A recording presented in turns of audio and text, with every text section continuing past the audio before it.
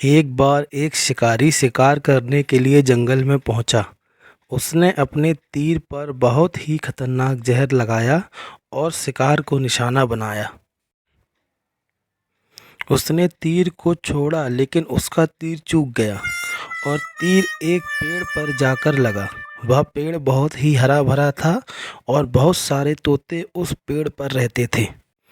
जैसे ही वह जहरीला तीर उस पेड़ पर जाकर लगा, वह पेड़ धीरे धीरे सूखने लगा और उस पेड़ पर जो भी तोते रहते थे वह एक एक करके उस पेड़ को छोड़कर जाने लगे। उस बड़े से पेड़ के कोठर में एक बहुत ही बूढ़ा तोता रहता था जो बहुत ही धर्मात्मा और अच्छे मन का था। सभी तोते उस पेड़ को छोड़कर जाने लगे थे, लेकिन वह बूढ़ा तोता जाता था, दाना लेकर के आता और उसी कोटर में आकर बैठ जाता था, परंतु उस पेड़ को छोड़ने को तैयार नहीं था। बूढ़े तोते के साथियों ने कई बार आकर के उसे समझाया कि यह पेड़ सूख रहा है और किसी दिन गिर भी जाएगा, चलो किसी और पेड़ पर चलकर रहा जाए, परंतु वह बूढ़ा तोता वहाँ से जाने को तैयार ही नहीं हो रहा था। अब यह बात देवराज इंद्र तक पहुंचाई गई। उन्हें बताया गया एक तोता है, वह जिस पेड़ पर रहता है उस पेड़ पर एक जहरीला तीर के कारण सूखने, गिरने और खत्म होने की कगार पर आ चुका है। एक बूढ़ा तोता अभी भी उसी पर रह रहा है। वह दाना लेकर आता है और वहीं पर रहता है, जबकि उस जंगल में बहुत सारे पेड़ हैं, लेकिन वह उसी पेड़ पर रह रहा है। देवराज इंद्र प्रकट हुए और उस तोते से कहने लगे कि आप बहुत ही धर्मात्मा हैं, बहुत ही अच्छे मन के हैं, लेकिन आप इस पेड़ को छोड़कर किसी और पेड़ पर चले जाएं,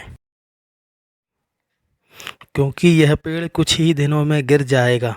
तालाब के पास बहुत से बड़े बड़े हरे भरे पेड़ हैं, बड़े बड़े कोठर हैं, उन पेड़ों पर फल भी लगे हुए हैं, उन्हें वहीं पर तोड़कर खा सकते हैं, परंतु यहाँ से आप चले जाएं।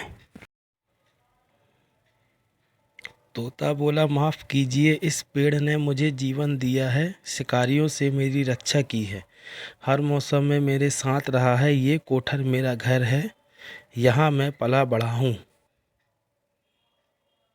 इस पेड़ को मैं छोड़कर कैसे जा सकता हूँ? इस पर संकट आया तो क्या मैं इसे छोड़कर चला जाऊँ? मैं ऐसा कभी नहीं कर सकता। देवराज इंद्र तोते की इस बात से बहुत ही प्रसन्न हुए। उन्होंने तोते से कहा, मैं आपकी इस बात से बहुत खुश हूँ, मांगो जो आप मांगना चाहते हो। उस बूढ़े तोते ने कहा, मुझे बस इतना मांगना है, जिस पेड़ ने मुझे जन्म दिया, जहाँ मैं रहा पला बड़ा, जिसे आप मेरा जन्मभूमि कह सकते हो, आप इसे फिर से वैसा ही हरा भरा कर दो जैसे यह था। देवराज इंद्र ने अमृत से उस पेड़ को सींच दिया और पहले की तरह हरा भरा कर दिया। अब वापस से उस पेड़ पर आकर के बाकी तोते रहने लगे। वह बूढ़ा तोता कुछ समय तक और जिंदा रहा और फिर उसकी मृत्यु हो गई और वह स्वर्ग में चला गया।